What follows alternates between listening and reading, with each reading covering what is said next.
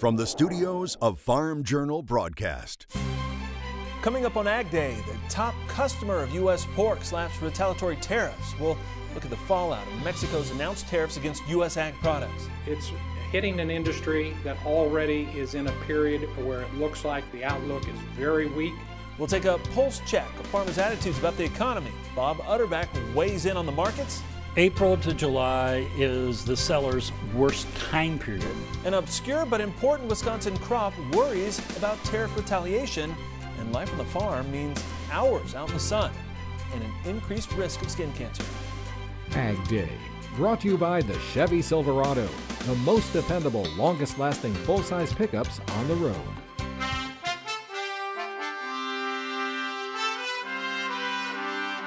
Good morning, I'm Clinton Griffiths. The #1 export market for U.S. pork is pushing back against the president's metal tariffs. Mexico announcing it will immediately tack on a 10% tariff on U.S. pork shipped into that country, escalating to 20% in early July. Mexico says the punitive tariffs will be applied to unprocessed pork legs and shoulders, as well as other ag products. The duties are in response to the Trump administration's announcement to move forward with tariffs on steel and aluminum against Mexico, Canada, and the EU. Mexico's decision follows a similar step taken by China in April, which imposed an additional 25% tax on U.S. pork. Now, Mexico receives 25% of all U.S. pork exports, which is also about 7% of all pork production by volume in this country. So the tariffs will be felt. So when we look at these proposed tariffs, retaliation on pork, it's hitting an industry that already is in a period where it looks like the outlook is very weak, where we already have losses, and those losses would be added to. Hertz says the Mexican tariffs on top of the Chinese tariffs add more pressure to U.S. producers who are already facing an unfavorable outlook. Hertz says pork production is up 4% already this year, which weighs heavily on prices for farmers. Now, the National Pork Producers Council says in a statement, a 20% tariff eliminates our ability to compete effectively in Mexico. This is devastating to my family and pork-producing families across the United States. MPPC President Jim Heimerl says pork producers are trying to be, quote, good soldiers, but they're taking on water fast, end quote. Meanwhile, President Trump is now seriously considering splitting the NAFTA 2.0 talks into individual discussions with both Mexico and Canada. The White House National Economic Council Director Larry Kudlow said Tuesday that the president has asked him to look at the possibility of moving the NAFTA talks to bilateral conversations instead of the current trilateral deal. Kudlow saying when you have to compromise with a whole bunch of countries, you get the worst of deals. However, Kudlow also says the president is not going to leave NAFTA. There's also some trade news this morning that China is offering to purchase nearly $70 billion worth of U.S. farm and energy products if the Trump administration abandons those threatened tariffs. That proposal came out of weekend talks in Beijing. China says Chinese companies would buy more U.S. soybeans, corn, natural gas, crude oil, and coal. The package valued at roughly $70 billion in the first year. President Trump pressing China to reduce the trade deficit by $200 billion. Markets reacting to all of this trade news on Tuesday. The grain markets were higher on Tuesday following an ugly start to the week on Monday. In the week following Memorial Day, President Trump announced some tariffs on Chinese imports of Chinese products, and that was something that I think was the catalyst for the sell-off that we've seen here recently during the past 5 or 6 trading sessions. Corn, soybean, and wheat futures had been trading at contract highs or at multi-month highs prior to that announcement. I think that was the catalyst that kind of set off this selling pressure. Vaclavic says strong crop condition ratings are now starting to weigh on markets as traders begin to watch the weather this growing season, but he believes trade uncertainty remains a major wild card. These issues will be a hot topic at World Pork Expo as it gets underway in Des Moines, Iowa this week. Not only is this one of the largest pork gatherings in the country, but the expo marks a major milestone in 2018, turning 30 years old. It's a chance to reflect on how the industry has changed in 3 decades. The technology is the big thing that has changed. You know, the way producers are raising pigs. Of course, 30 years ago, they were starting to move animals inside. But now, unless it's a niche market, most animals are raised inside, so they're away from the elements, they're more protected. Producers can look at every pig every day, which is really important, especially when you have a lot of pigs under one roof. The genetics have changed tremendously. The equipment that people are using too, how they've modified farrowing stalls so that in some sows can move around. Betsy Gibbon is attending the expo this week. Look for coverage on AgDay online and all of our social media platforms.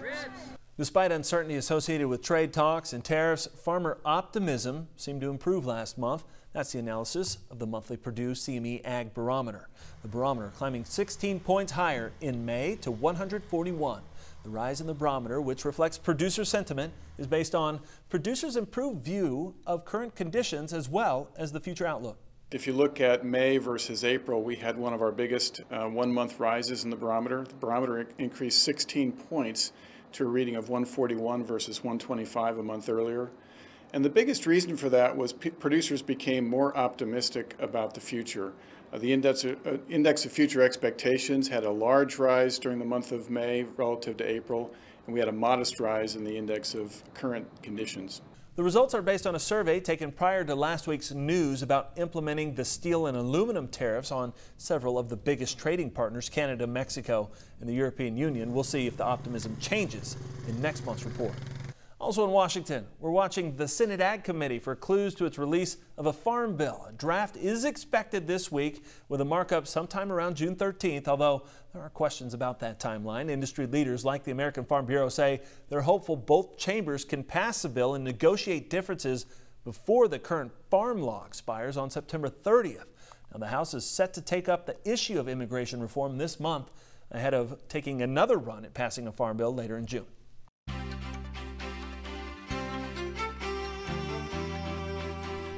Cindy Clausen joining us with our first look at weather and crop comments from around the country. Good morning, Clinton. Let's start in Litchfield, Illinois. Our photojournalist Mike Byers sent us these photos of corn in the area. He says the plants are 3.5 to 4 feet tall. Temperatures are in the 90s there this week. USDA's latest crop progress report says 81% of Illinois corn is rated good to excellent, 78% of beans rated that high, and only 3% of Illinois' corn is called poor to very poor. Let's take a look at winds for the day and into tomorrow. And it really is, especially for folks west of the Mississippi, where we see the stronger winds, and up into the Great Lakes area as well. But as we get into Wednesday night, notice most of the activity into the central Corn Belt and into the plains. Most of the eastern part of the country should stay fairly quiet until we get into Thursday, when we start to see those winds picking up in the northeast. That's a look at how things are shaping up. I'll have a full forecast in just a few minutes, but for now, here are some hometown temps. Your next piece of equipment is on MachineryPete.com. Search equipment from dealerships across the country to find what you're looking for. Only on MachineryPete.com. We'll talk about trying to find emotional control in times of volatility next at the Agribusiness Desk. That's with Bob Butterback. And later, could seeing a doctor through your iPad or computer save your life? We'll see how telemedicine is helping people in rural areas stay healthy. AgDay, brought to you by Top Third Ag Marketing. Farmer first with a plan for every market.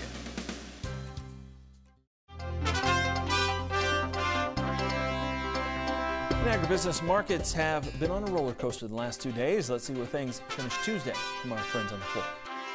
We are having a little bit of a turnaround Tuesday with some strength after a big down day really across the board yesterday. Corn, wheat, soybeans down sharply yesterday for a couple reasons. One, lack of any sort of major weather issue, especially for the row crops in the forecast for now. Good crop conditions. We broke some key technical support levels there on Friday, so we followed through on that on Monday.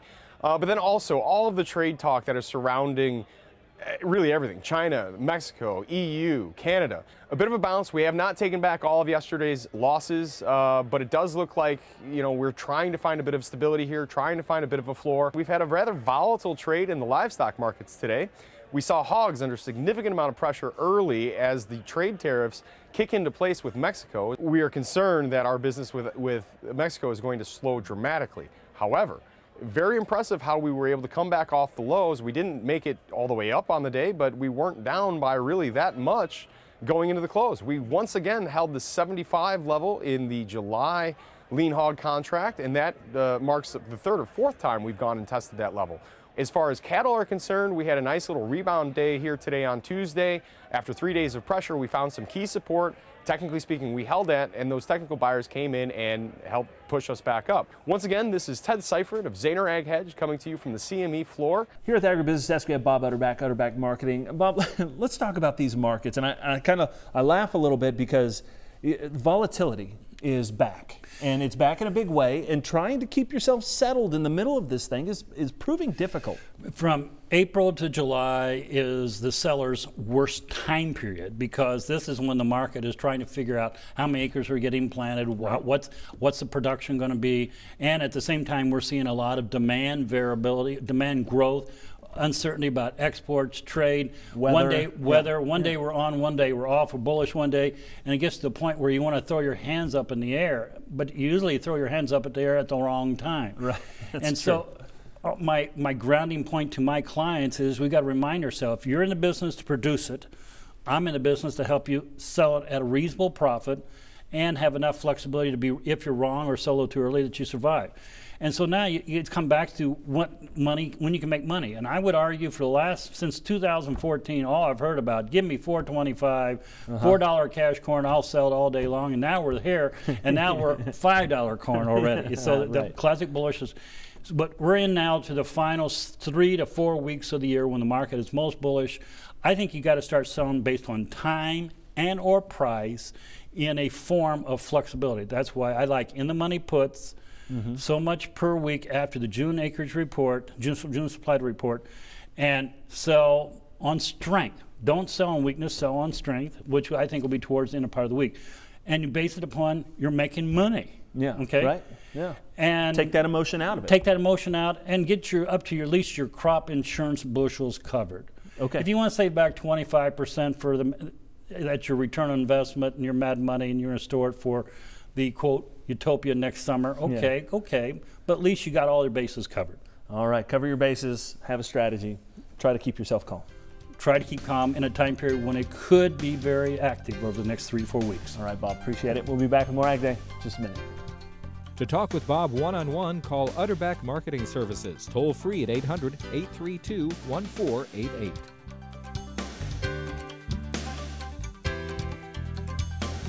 Keeping track of the shifting market prices has never been so easy. Get the latest commodity prices sent directly to your cell phone with market updates. Just text Markets 8 to 31313 to get started.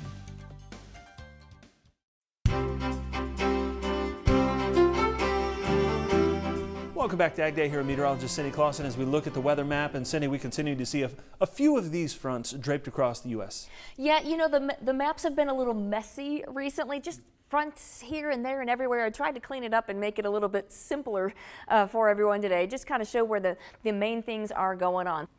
And most of the moisture that we're going to see today is going to come from the stationary front draped across the Gulf Coast states. And we're also going to be watching this system that's moving through the upper Midwest and towards the Great Lakes. So that'll be the main areas to watch for the more organized shower and thunderstorm activity. So as we head through the day today, notice that front moves off to the north into the Great Lakes. We're going to continue to see unsettled weather in parts of the Gulf Coast states. We still have a trailing cold front in parts of the Mid-Atlantic getting down into the southeast as well. Into the overnight hours we go. We see that moisture spreading to the east, but we're also going to start picking up a little bit into the plain states. So as we get into the central plains, we're going to start to see that activity picking up into the overnight hours, and that will continue into tomorrow as well, as everything pushes a little bit further off to the east. By Thursday at 7, again, unsettled weather in the southeast, and we're going to start to see a little bit moisture coming into the northwest as well. Now, the past 24 hours, it's really been kind of that stationary front in the Gulf Coast states and a little bit into the northeast, and then there's that front over the upper Midwest. As we add on the next 24 hours, you can see the main focuses will be with that system in the central part of the country, and we'll continue to see more rain, scattered showers and thunderstorms in parts of the southeast. All right, here's a look at temperatures. We're still dealing with a pretty big ridge over the nation's midsection, so you can see those 90s all the way up into Nebraska. A little bit cooler on the far northern tier of states. Obviously, we've got a trough in the northeast and in the northwest, keeping things a little bit cooler there. Overnight, we're going to see those temperatures dipping down into the 50s for the most part, northeast, northwest, still pretty mild in the upper 60s and 70s in the south central United States. It won't be quite as hot for a lot of folks on the northern end of the plains tomorrow, and not even as bad in the southern plains as we head into the next 24 hours. The jet stream does continue, though, with that ridge as we get into the rest of the week. We'll see the trough move out of the east. Everything kind of flattens out, but look at how that ridge does start to build into Canada, and then we start to see some more flattening out with everybody warm and some stormy weather perhaps for the far northern United States into the southern, south central parts of Canada. That's a look at your national forecast. Now let's see what the weather's like where you live. Waitsburg, Washington, partly to mostly sunny and warmer for you today with a high of 81 degrees. Cherokee, Iowa, hot and humid with showers and thunderstorms, high of 91. And Beverly, Ohio, mostly sunny and pleasant with a high of 72. When we come back, Chinese trade trouble could impact U.S. ginseng farmers, and later technologies making it easier to connect over video with loved ones. Now it's also helping you stay connected to your doctor.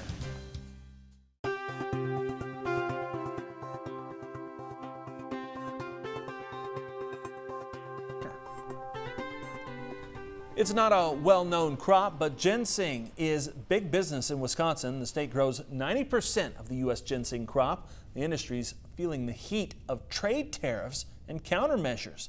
200 growers could be hit by a 15% tariff that China is imposing on ginseng. Now, much of the crop is used in the Chinese pharmaceutical industry, but it's also used in teas and candy.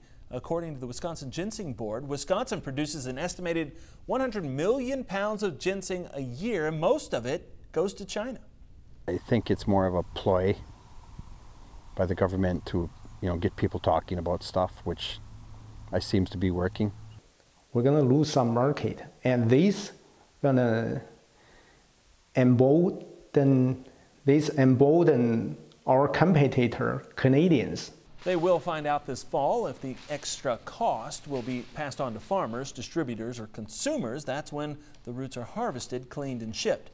Canada is one of its biggest competitors and produces 3 times as much, but many consider Wisconsin ginseng a higher quality, so it commands a higher price. Another Wisconsin crop could also be in tariff trouble. The Packer says cranberries will be assessed that 20% tariff by Mexico. Mexico also announcing that apples and frozen potatoes will be hit effective immediately. Previously mentioned crops, blueberries and grapes, were not listed in Mexico's targets. Life on the farm means hours out in the sun and an increased risk for skin cancer. Find out what one university is doing to help protect farmers at risk.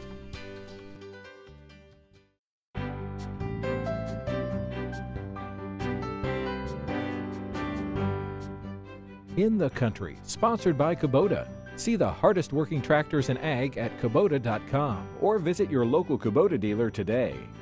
Life on the farm means hours out in the sun and an increased risk for skin cancer. In this report provided by the University of Missouri Health, Teresa Snow explains how Mizzou is working to connect rural residents with skincare specialists. You'll often find Donna Randall with yarn and a crochet hook in hand. I'm making my first turn here. From her home in Sedalia, she makes hats for cancer patients, a way to pay it forward, she says, after her own health scare. God's not done with me.